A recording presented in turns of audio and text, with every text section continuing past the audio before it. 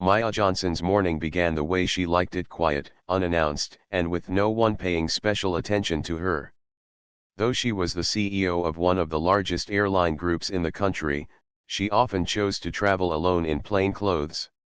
She avoided the flashy suits and expensive handbags many executives carried.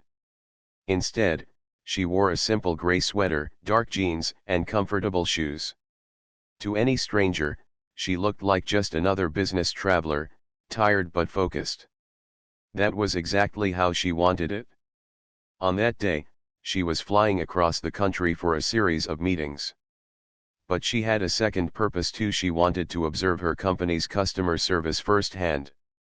Maya believed the best way to know what passengers really experienced was not through reports or presentations but by quietly blending in as one of them.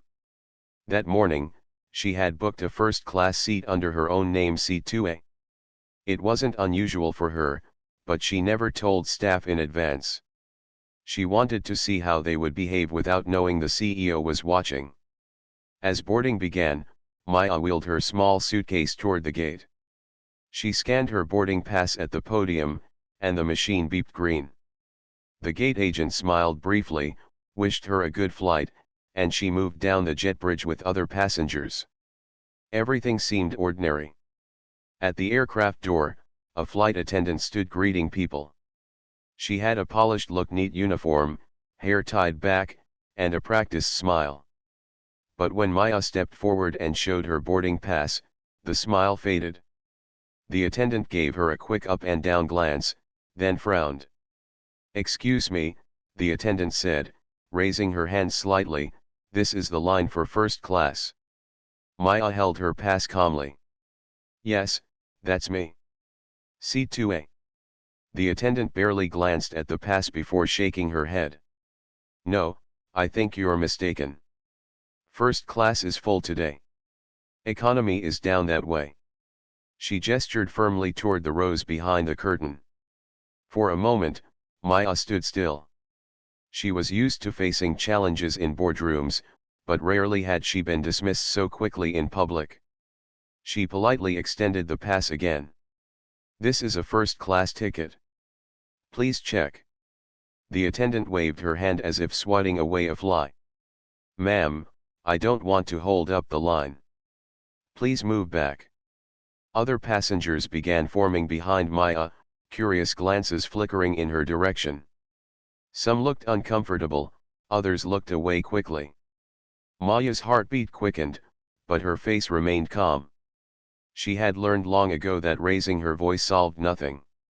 Instead, she stepped gently aside, allowing others to pass. She noted the time boarding was nearly complete and quietly read the attendant's name badge. Inside, she felt the sting of judgment. She had worked her way up from a small-town scholarship student to the top of a billion-dollar company, yet here she was, denied entry to a seat she had paid for. Not because of the system, but because of someone's assumption. Still, she refused to let frustration show. Instead, she spoke evenly. "Could you please rescan my boarding pass? I believe there may be an error." But the attendant only crossed her arms. "First class is full. You'll have to sit in economy. We'll sort it out later." Maya took a slow breath. She understood what was happening, and she also knew this was precisely why she traveled anonymously. This was the real face of service when no one thought the boss was watching. She decided to take the next step. "Could I speak to the lead flight attendant, please?" The attendant gave a small, impatient sigh, as though Maya were making unnecessary trouble. But she nodded toward the cabin. "Fine. You can wait. They're busy right now." Maya nodded and stepped toward the side of the jet bridge, just beyond the doorway, allowing passengers to continue boarding. She kept her composure, but her mind was already working. She had asked for a quiet audit of service that week from her operations team. She had wanted to know if the airline still lived up to its promise of treating every passenger with respect. Now, without even planning it, she was experiencing the audit herself. Her phone buzzed. A message from operations appeared on the screen, Service audit begins today. Please observe carefully. Maya almost smiled at the timing. Little did her team know, the test had already started, and she was right at the center of it. As she stood there, the purser, the lead flight attendant, was assisting an elderly passenger with mobility issues near the front. She was kind and attentive, but clearly stretched thin. Maya didn't want to disturb her until she finished. Meanwhile, the original attendant returned, speaking with a brisk tone. "You really need to step into the cabin now, we're closing the door soon." Maya repeated softly, "I will, once my seat is confirmed." "I believe there's been a misunderstanding." The attendant shook her head, visibly annoyed. "I told you, it's full. Please don't cause a delay." Before Maya could reply, the cockpit door opened. The captain, tall and composed in his uniform, stepped out to check on the boarding progress. He noticed the exchange at the front. His eyes landed on Maya, then shifted to the attendant, then to the purser, who was still busy. He walked closer, sensing tension. Maya straightened her shoulders. This was the moment to decide. She could quietly sit in the back and let it pass, or she could hold firm. As CEO, she knew the right choice wasn't just about her seat. It was about principle. If this was how a paying first-class passenger was treated, how many others had faced the same and stayed silent? The captain's presence gave her the opening she needed. She caught his eye and spoke in a steady, respectful voice. "Captain, may I have a private word with you and the lead attendant before departure?" The captain nodded, sensing the seriousness in her tone. "Of course, ma'am. Step aside with me." And as she followed him toward the galley, Maya knew the quiet test she had set in motion had just reached a turning point. What she decided next would shape not just this flight but the standards of her entire airline. Maya stood quietly at the side of the jet bridge, letting other passengers pass. She kept her suitcase next to her leg and her boarding pass in her hand. She did not want to block anyone. She did not want to raise her voice. She only wanted the truth to be checked. Her phone buzzed again. It was another gentle note from operations: "Please observe. Note real interactions." She almost smiled. She didn't need to look for an example. The example had walked right up to her. The purser was still helping the elderly passenger at the front. She handled the wheelchair with care and kept her voice warm and steady. Maya appreciated that. It showed the team had kindness. But the first attendant, the one who had stopped Maya, returned with brisk steps. Her face looked tight, as if time itself was something Maya had stolen from her. "We are closing the door soon," the attendant said. "Please take a seat in economy. We will see after takeoff if anything can be done." Maya's tone stayed calm. "I understand the time pressure. I have seat 2A on my ticket. Could you please rescan it? I believe the system will show it." The attendant did not reach for the scanner. "First class is full. There is no point." Maya's eyes were gentle, but clear. "The point is to verify before deciding. It will take a few seconds." Passengers behind them tried not to look, but a few did. A father with a toddler balanced on his shoulder gave Maya an encouraging nod. A woman with a work bag glanced at the boarding pass in Maya's hand and then at the name badge on the attendant's chest. Everyone wanted to sit down, put away their things, and fly. But everyone also understood the feeling of being told no before anyone checked. The captain stepped out again, just as the purser finished with the elderly passenger. He took in the scene with trained calm. "Everything okay up here?" The attendant answered quickly. "All set, Captain. Just a seating misunderstanding. We'll handle it after departure." Maya didn't interrupt. She looked at the purser instead. "May I ask you to check the manifest for seat 2A? My boarding pass shows that seat." The purser gave her a respectful nod. "One moment, ma'am." She reached for the crew tablet on the forward galley counter, then paused. A call chime sounded from the back. Someone needed help with a bag. She set the tablet down and called to another crew member to assist. "I'll be right back," she told Maya with an apologetic smile. Maya understood. Air travel is a chain of small requests that must be handled quickly and kindly. But time was moving. She checked the digital clock by the door. The gate agent would announce final call any moment. If the door closed while the confusion remained, it would become a longer puzzle in the air. It might involve moving people around, asking for favors, and making apologies in a narrow aisle. She wanted a simple, clear fix now. She stepped half a pace backward to keep the pathway open and pressed the number for the duty manager on her phone, a number known to leaders, not to the general public.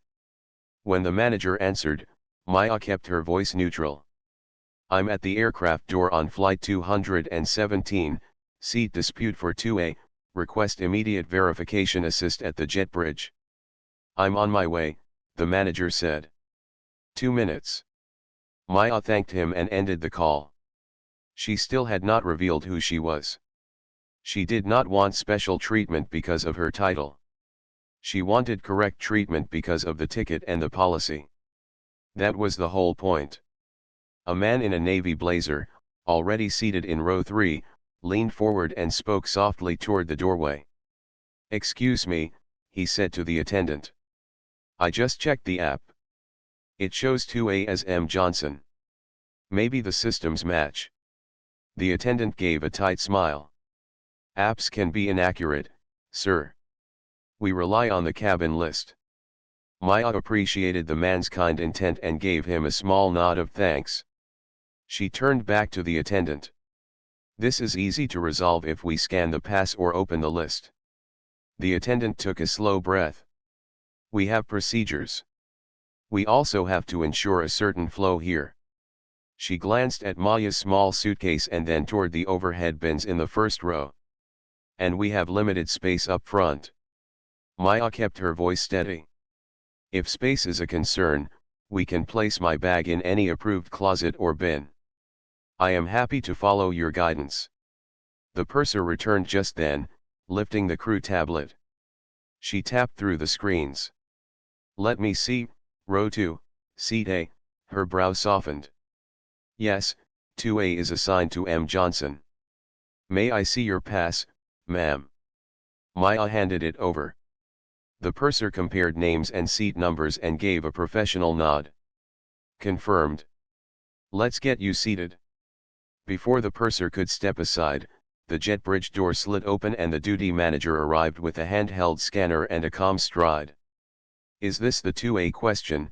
he asked. He looked from the purser to Maya and then to the attendant. "Yes," Maya said kindly. "Thank you for coming." The manager scanned Maya's boarding pass. The device chirped and displayed the seat with a green confirmation. "All good," he said.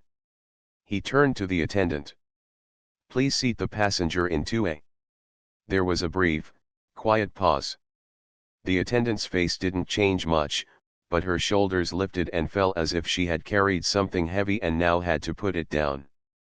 "Understood," she said. The purser motioned toward the aisle. "Right this way, ma'am." Then she looked at the attendant with a gentle firmness. "Could you open a space in the overhead? We'll place her bag and help her settle." The attendant walked into the first-class cabin and reached for a latch but stopped. A small crew use tag hung from the nearest bin. It was filled with 2 crew roller bags. The attendant hesitated, then looked back. "This bin is locked for safety." The purser kept her voice even. "Then let's use the forward closet or another bin. We will make it work." She offered Maya a reassuring smile. "We always make it work." Maya appreciated the purser's tone. It wasn't flashy. It was steady, fair, and focused on solutions. She followed her into the cabin. A few passengers glanced up, then returned to their books and screens. The man in row 3 gave a friendly thumbs up and then pretended to check his email. The father with the toddler whispered, "Good luck," as Maya passed. The little child waved, and Maya waved back, the tension in her chest softening just a little. At seat 2A, the purser slid Maya's bag into a bin across the aisle where there was space. She handed back the boarding pass with a small apology. "I'm sorry for the confusion. Thank you for your patience." "Thank you for checking," Maya said. "Verification is all I asked for." The duty manager stood at the curtain and spoke quietly to the attendant. "If there is a question in the future, scan first. It saves time and avoids concern." The attendant nodded without a word. The cabin grew calmer. The gate agent called down the jet bridge, "We're ready to close." The purser signaled the captain with a thumbs up. The captain returned the signal, then paused and looked toward Maya's seat. His eyes were thoughtful, measuring not just the clock but the tone of the cabin. He stepped forward to the curtain and spoke quietly to the purser. "Do we have clarity?"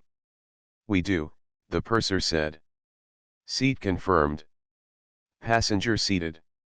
The captain acknowledged with a simple nod, but he didn't leave just yet. He had noticed the duty manager's presence, the brief delay, and the subtle quiet that followed a tense moment. He looked at Maya, then at the attendant, and then back to the purser.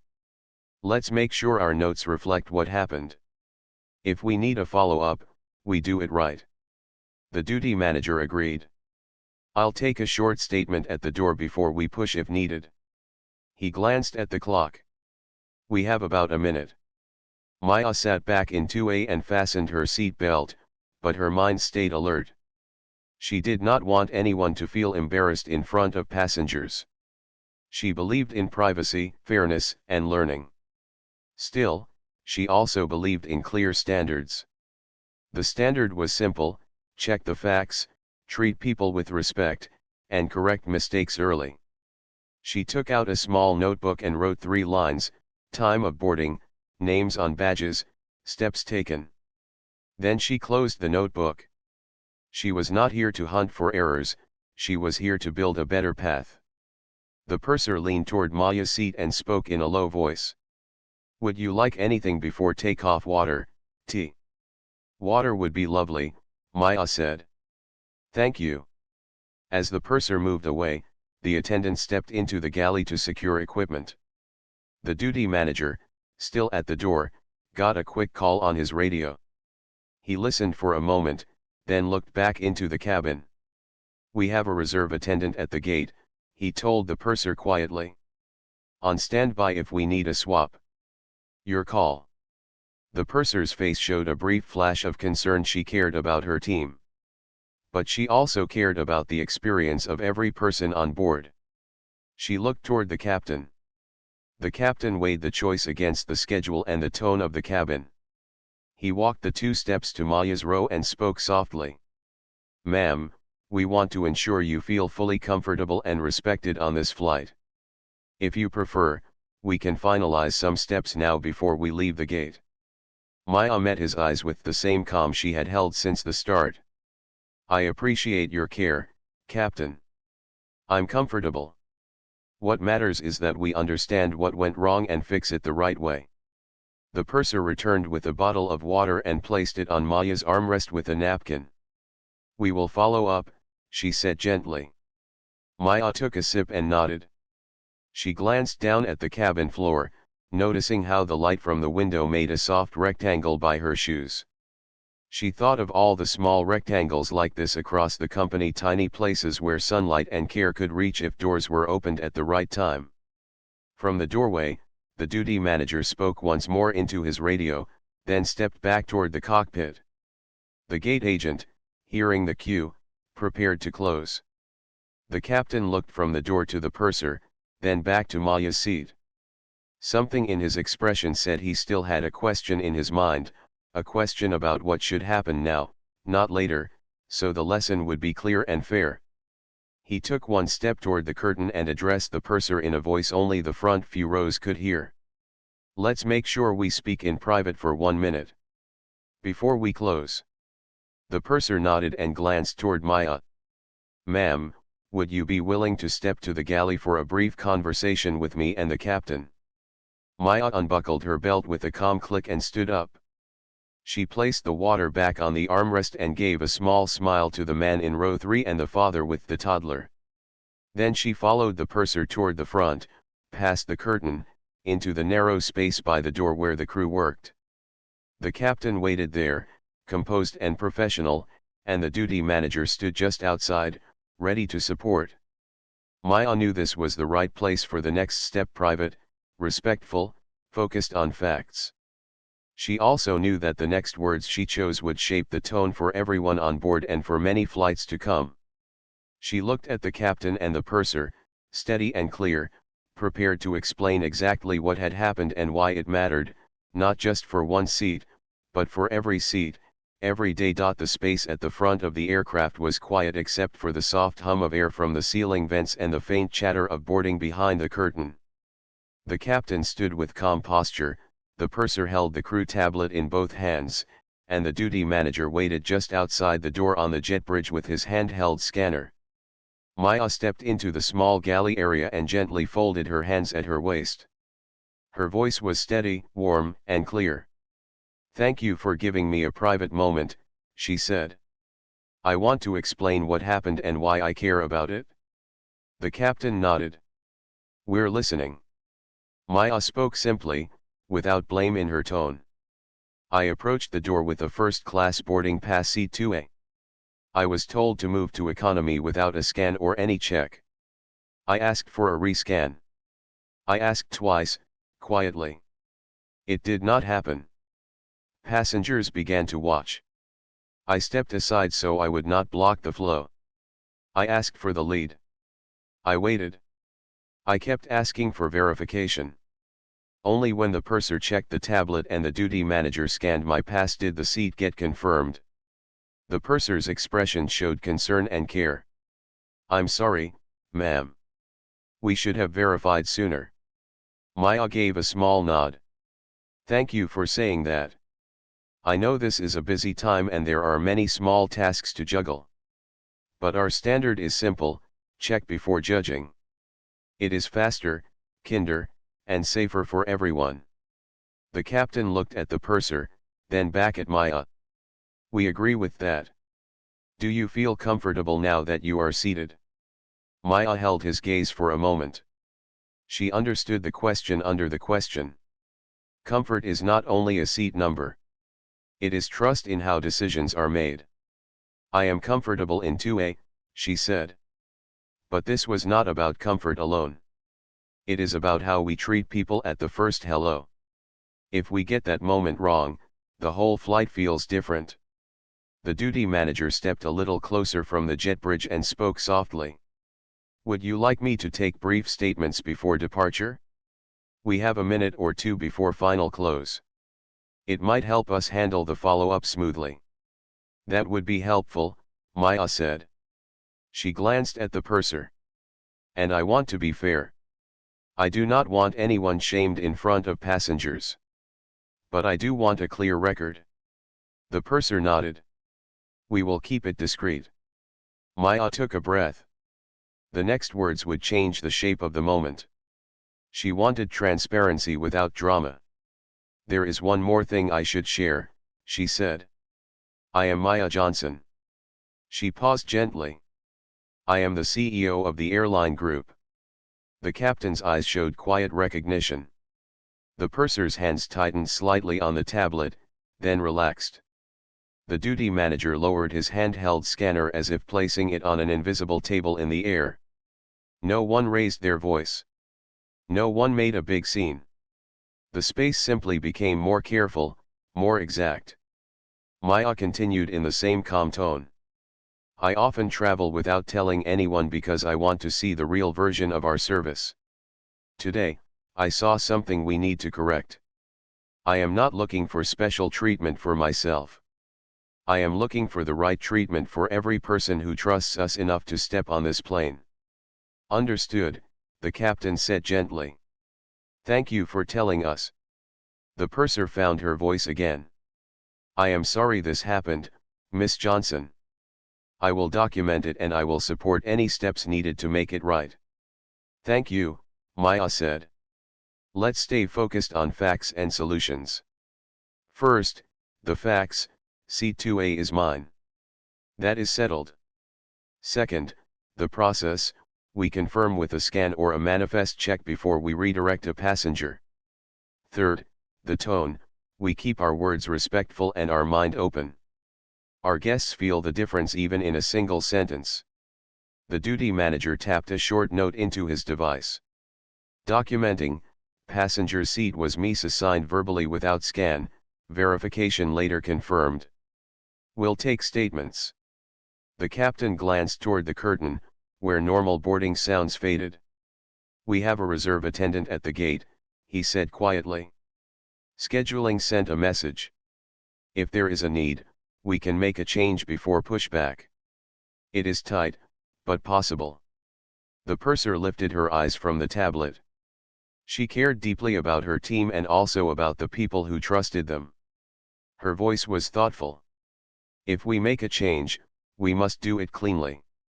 We would seat our guest, offboard one crew member privately on the jet bridge, and bring the reserve on. We would record the reason and submit it to our people team within the hour. Maya appreciated the clarity. That is the right frame, she said. What matters most is respect in every step for the guest, for the team, and for the process. If we decide to make a change, we do it kindly and quickly, with proper notes. The duty manager checked his radio. Gate confirms the reserve attendant is badged, cleared, and waiting. 2 minutes away. The captain's voice remained even. If we proceed, we will lose a few minutes. But we will gain clarity and uphold the standard you named. Maya looked at the purser. Before we decide, I want to hear your view. You are the leader of this cabin. The purser shifted her weight slightly, a sign that she was measuring every angle. Here is what I saw, she said. I was assisting a guest in a wheelchair at the door. When I returned, I checked the tablet and immediately confirmed your seat. From the perspective of service, the best practice is always to verify first. That did not happen right away. From the perspective of the cabin's mood, your calm helped settle things. From the perspective of fairness, we should address the mistake now, not later. Maya nodded. Thank you for your honest view. The duty manager raised his device. I can take brief statements now. 1 sentence each. The captain agreed. Make it quick and calm. The purser spoke first. Purser statement, I confirmed C2A on the tablet. Passenger was respectful and patient. Before my check, a verbal redirection occurred without scan. The duty manager typed it in and looked to the captain. The captain added a simple log. Captain note, aware of seating confirmation issue and presence of duty manager. Cabin calm. Reserve attendant available if required. Then the duty manager reached the door and signaled to a second crew member, the one who had been helping in the mid-cabin, to step forward and quietly witness the time stamp. She nodded and returned to her post. Maya kept her voice soft. I would like the attendant who redirected me to have a chance to speak as well, calmly, and in private. I want the record to show her words too. The purser gave a small nod and slipped through the curtain. A few seconds later, she returned with the attendant. The galley was small, so they formed a small circle, no raised voices, no audience, only the steady hum of the plane. The duty manager gestured to his screen. Please share a short description of what happened, focusing on facts. The attendant looked from the device to Maya, then to the captain. She spoke slowly. I believed first class was full. I did not perform a scan. I told the passenger to take a seat in economy and that we could revisit later. I did not recheck when asked. The duty manager typed. The purser added, thank you for your statement. Maya kept her expression even.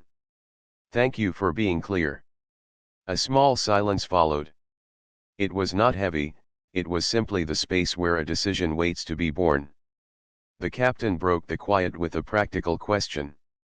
Miss Johnson, how would you like to proceed? We can depart now and handle follow-up after landing, or we can make an immediate change while we still have the jet bridge and the reserve at the gate.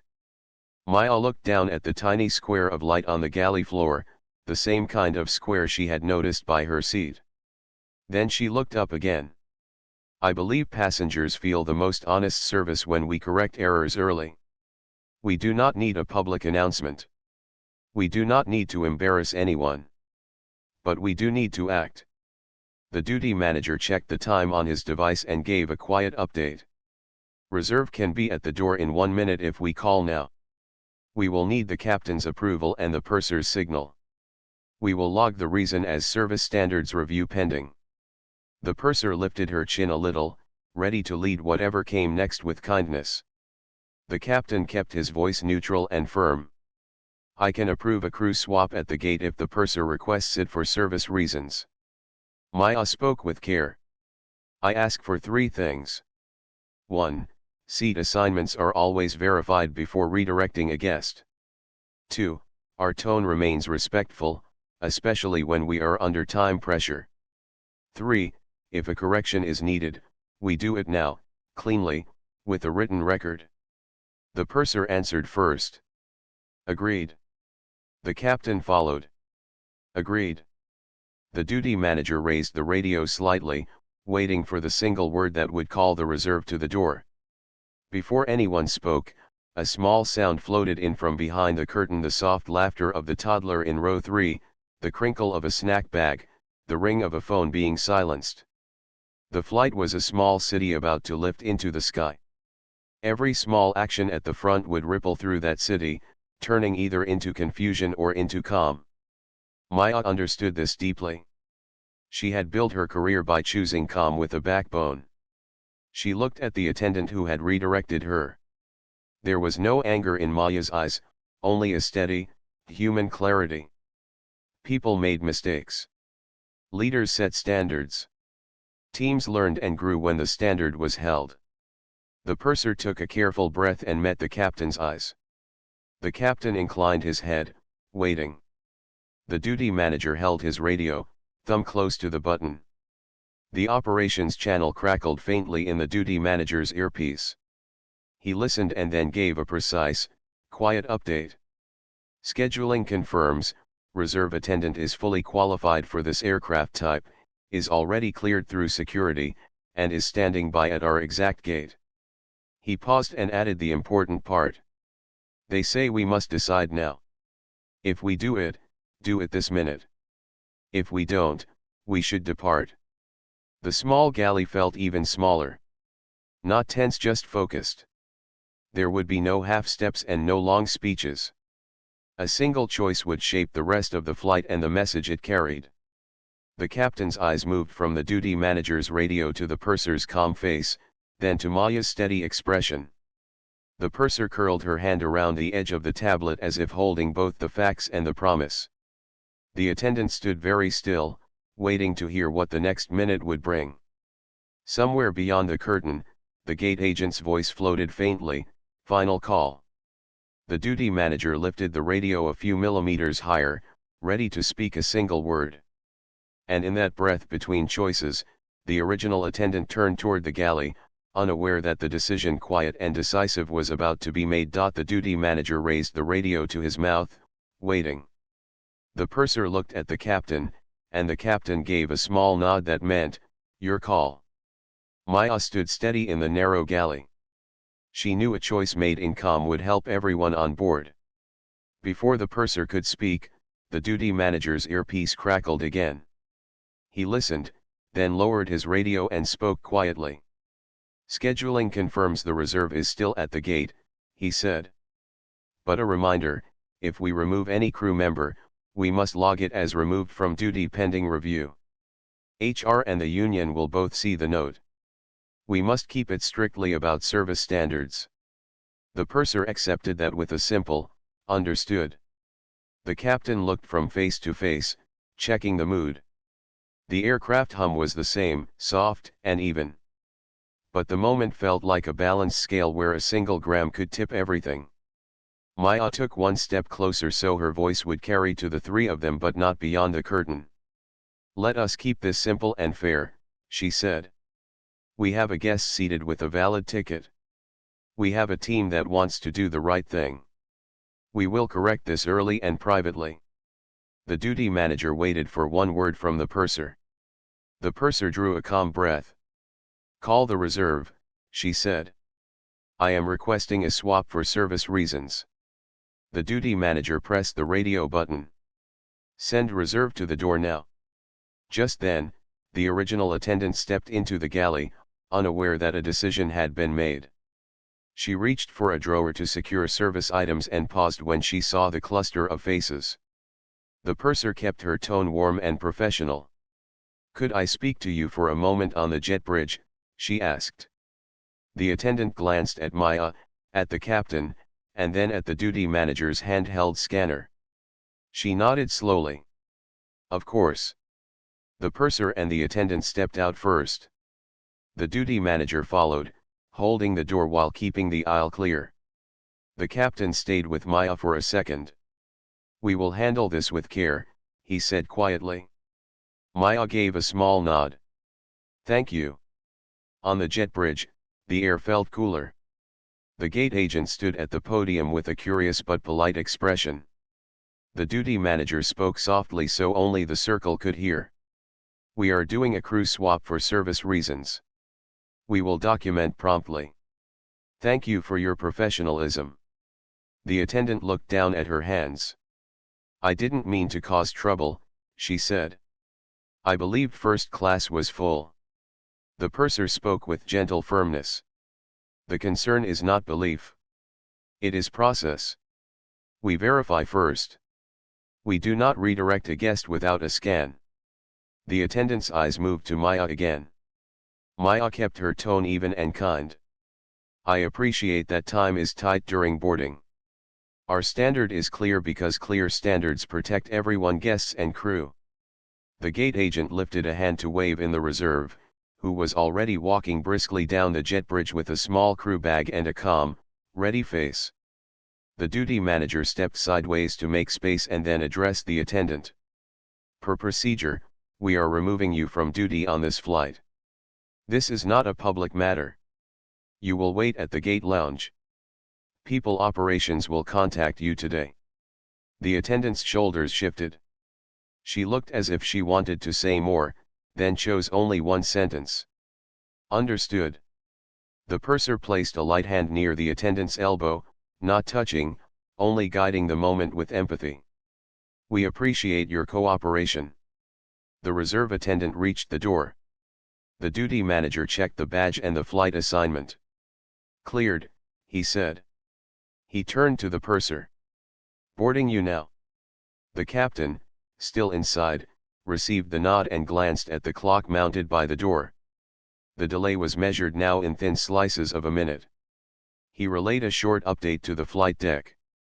Crew change complete in seconds. Maya stood just inside the curtain, out of the way of the aisle, watching how carefully everyone moved. There was no rush in their voices, only precision. She thought about a lesson her first mentor had given her: speed is not the same as hurry. Speed comes from knowing what to do. The reserve stepped into the galley with a small, steady smile. Good evening, she said to the purser. I'm ready to take my position. Welcome, the purser said. Thank you for coming on short notice. The duty manager returned inside long enough to tell the captain, swap complete. Then he stepped back onto the jet bridge to ensure the original attendant's badge scan was logged out from the flight. The gate agent closed the laptop with a quiet click and looked to the captain for the signal. For a moment, it looked like the path was clear. Then the duty manager's radio crackled again, sharper this time. He listened, face neutral, and then leaned toward the captain. Union rep on call is asking for a quick note confirming the reason for removal. They want a one-liner. If we don't send it now, they'll file a holding note. It's standard. But they request clarity. The purser and captain exchanged a glance. A holding note could mean emails later, phone calls later, arguments later. Maya understood that part of leadership is the grace to turn later into now. We can send a one-liner, she said. Make it factual. The duty manager lifted his device, thumbs ready. What should it say? Maya spoke slowly so each word would land where it should. Removed from duty for documented service standard failure, redirecting a confirmed guest without verification. She paused, then added the line that mattered just as much. Follow-up training and review to be scheduled. The duty manager typed it and hit send. He waited, then nodded. Received. The gate agent's voice came from the jet bridge. Ready to close. Ready, the captain said. He looked at the purser and the reserve. Thank you. The purser returned through the curtain with a gentle steadiness, the kind that tells a room, we're okay. The reserve moved to her jump seat, prepared and focused. The duty manager gave the captain a small salute of thanks and stepped back onto the jet bridge, where the original attendant stood in a calm posture, hands folded, eyes lowered. There was no scene, no raised voice, only a quiet that felt like a promise to do better. The door closed with a soft thump. The captain signaled pushback clearance. The aircraft shifted slightly as the tug connected and the world beyond the windows moved backward. In seat 2A, Maya fastened her belt again and let out a breath she hadn't noticed she was holding. The man in row 3 glanced over with a friendly half-smile that said, good.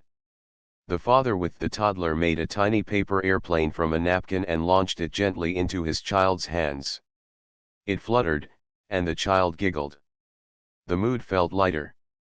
The purser came to Maya's seat and knelt just enough to be at eye level, keeping her voice low.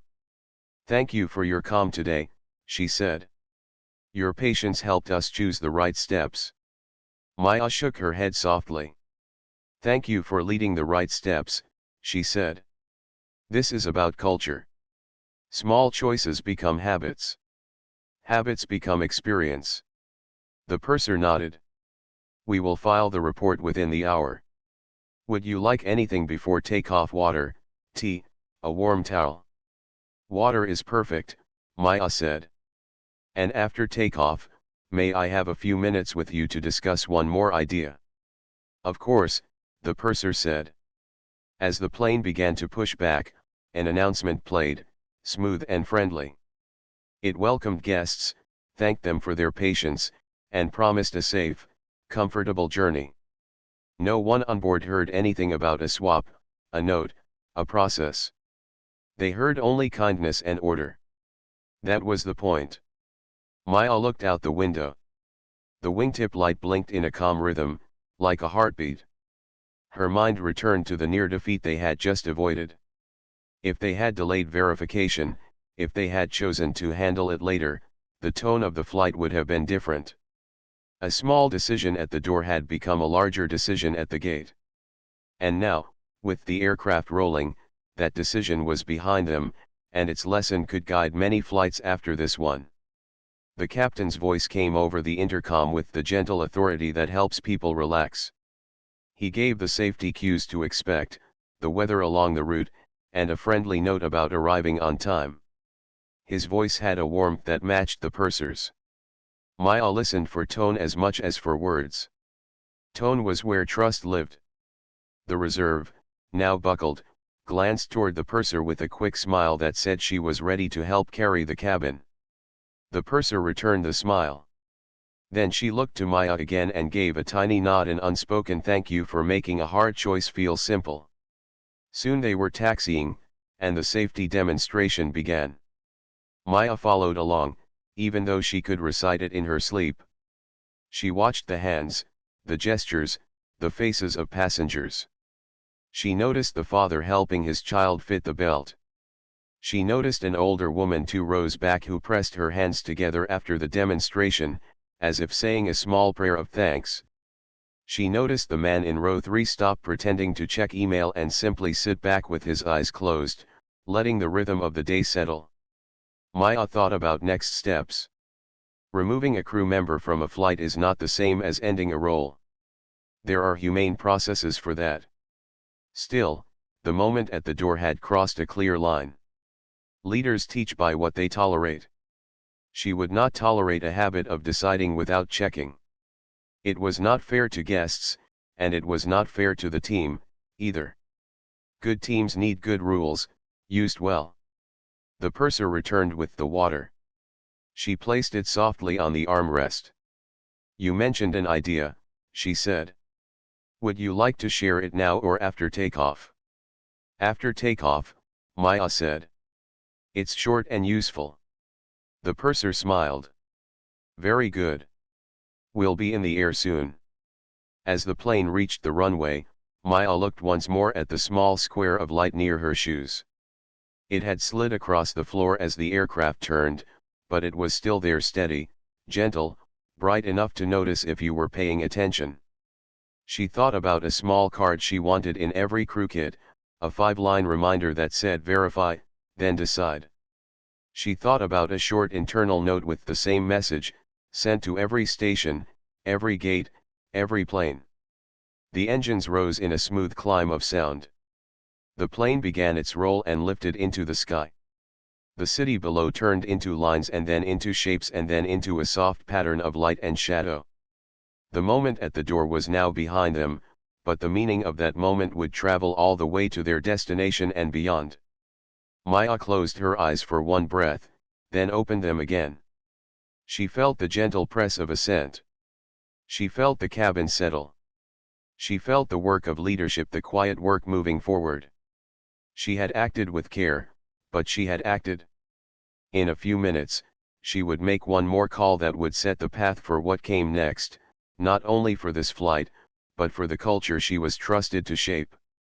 And when the seat belt sign would go off and the purser would return, Maya would share the idea that could turn one difficult moment into a company-wide habit, simple, human, and strong. When the plane leveled off and the seat belt sign clicked off with a soft chime, the cabin settled into a gentle rhythm.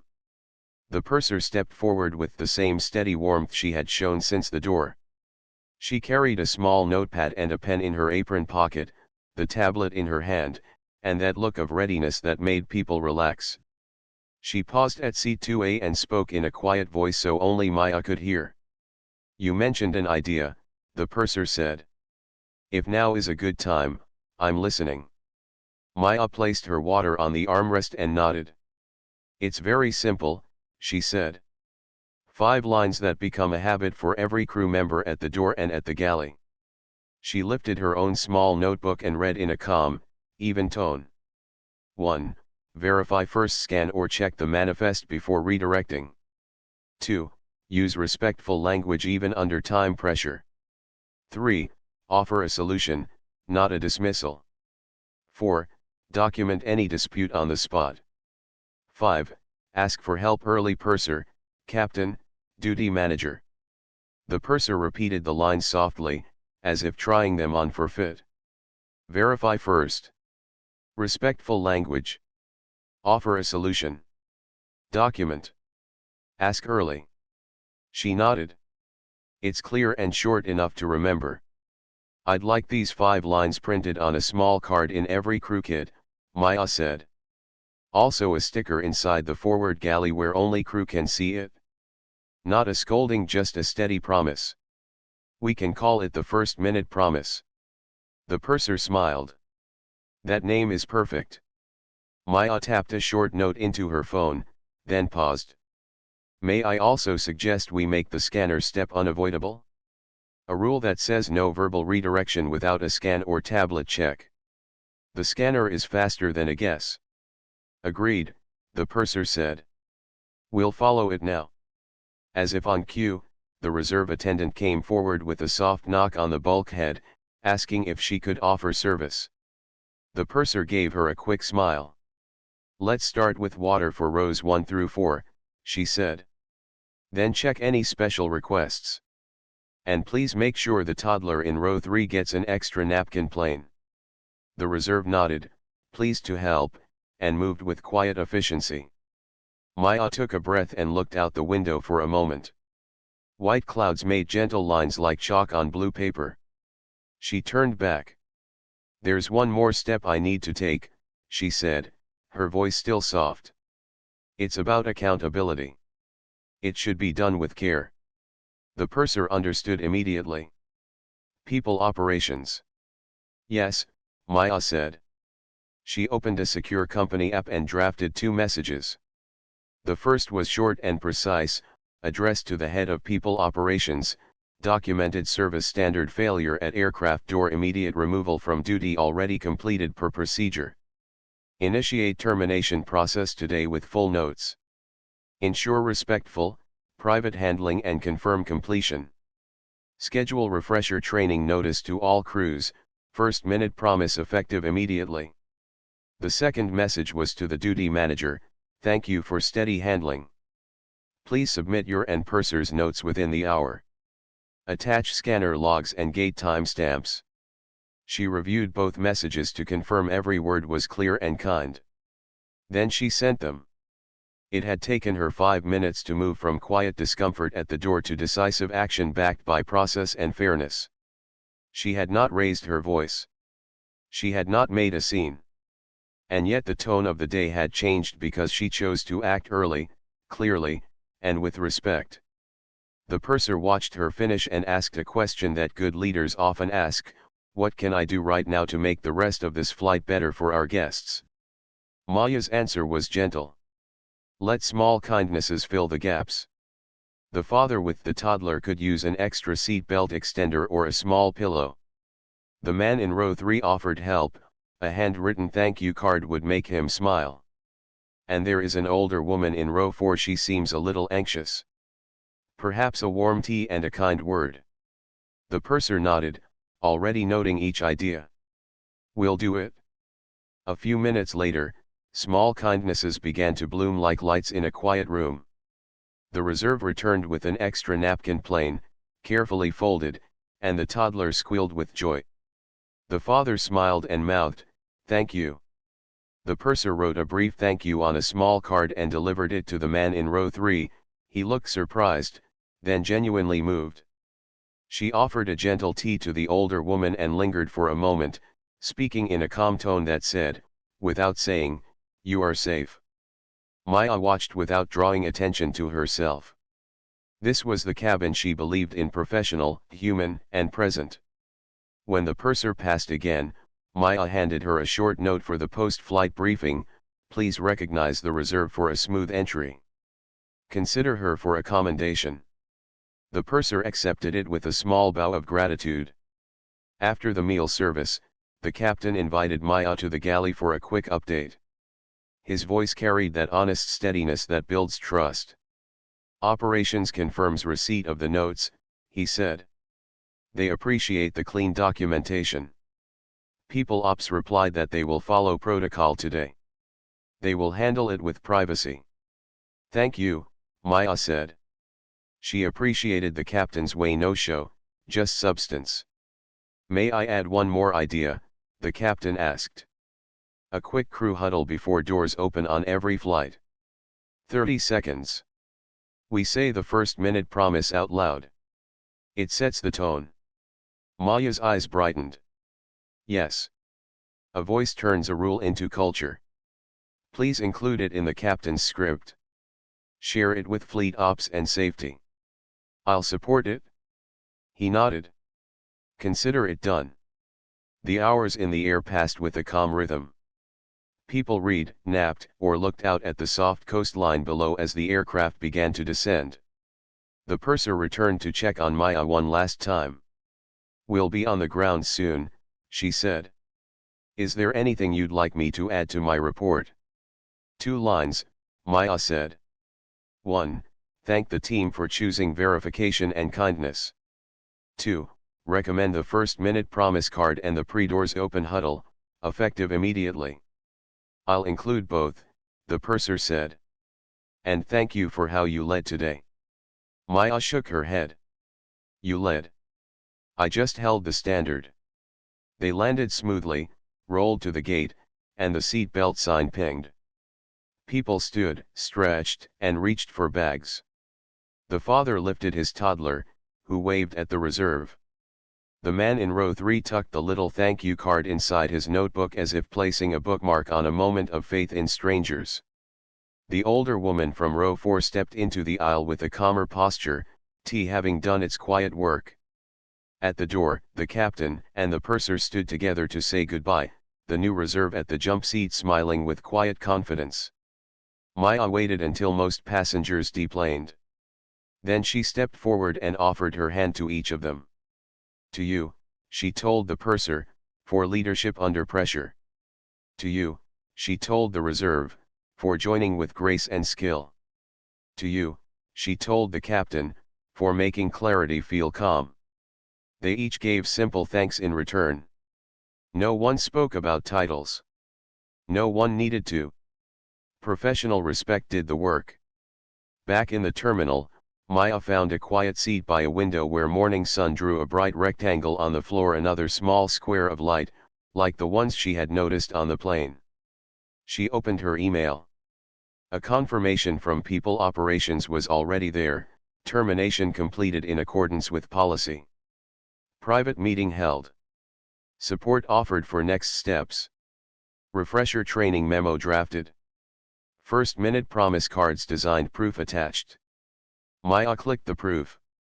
It was simple and clean, a small card with 5 lines, a small heart beside the word respect, and a tiny airplane icon in the corner. She smiled and replied, approved. Print and distribute. Add sticker to forward galley. Begin captain huddles this week. She scrolled to a second message from operations, scanner rule change accepted.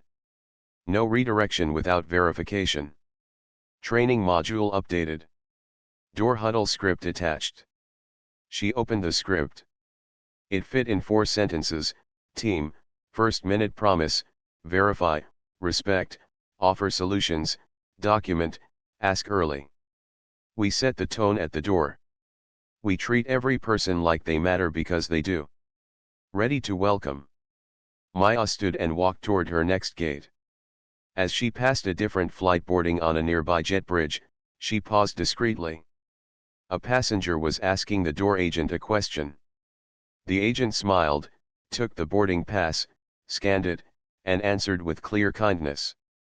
The passenger's shoulders relaxed. The little moment was ordinary and perfect. Her phone buzzed with a final note from the duty manager, "Thank you for your guidance. Today felt different in a good way." She replied, "You made it so. Keep leading with clarity." Before her next flight, Maya wrote one more message to her whole company. It was not long. Today I saw how much our first minute matters. A guest asked to be seen, not sorted. We verified, we listened, and we corrected early. From now on, we will begin every flight with the first minute promise. Every seat, every name, every story deserves care. Thank you for the dignity you show in a busy world. She read it once more, then pressed send. A few days later, the effect could be felt in small places across the network. A crew at dawn whispered the promise in unison before opening the door. A gate agent paused to scan a pass before giving directions. A new hire, nervous on her first day, tapped the sticker in the forward galley and stood a little taller. In a different city, a captain asked for a 30-second huddle and felt the team breathe in together, as if filling a sail. And in a quiet corner of an office, the People Operations team confirmed the completed termination with a final, respectful entry: closed coaching provided, benefits explained, dignity maintained. It was not a hard victory, and it was not a cold one. It was a careful one, the kind where standards and kindness hold hands. Maya kept traveling simply. She still wore a plain sweater and carried a small bag. She still sat in first class sometimes, economy at other times, and she still watched the way people greeted each other at the first hello. The test would never really end, because culture is not a switch, it is a daily choice. One evening, while boarding a connecting flight, she saw a crew member pause at the door to help a young woman balance a guitar case, scan her pass, and walk her to her seat with a soft, encouraging word. The young woman smiled and whispered, "Thank you." The crew member touched the sticker inside the galley as she returned to her post, as if reminding herself, verify, respect, offer solutions, document, ask early. Maya felt that familiar warmth in her chest, the kind that comes not from a win in a headline, but from a small promise kept 1,000 times. She stepped into the aisle, blended once again into a line of travelers, and thought of the square of light that followed her from plane to plane. It didn't shout. It didn't demand attention. It just showed the way to stand, to see, and to choose one quiet minute at a time.